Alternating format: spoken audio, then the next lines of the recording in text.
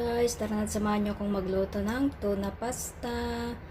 Ayan yung aking pasta guys. So, pinakuluan ko na yung aking pasta, cheese, yung aking tuna.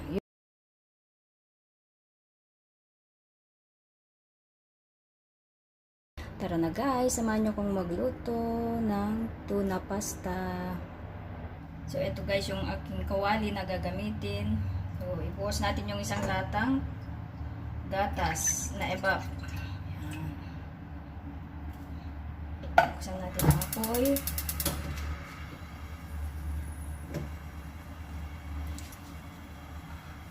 So, pakuluan natin kaunti yung gatas, guys.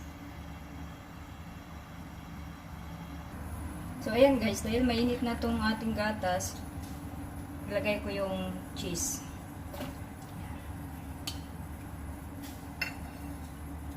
Para matunaw.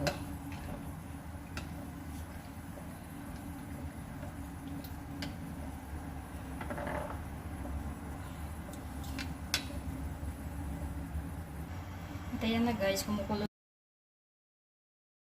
Ilagay ko na tong ating pasta.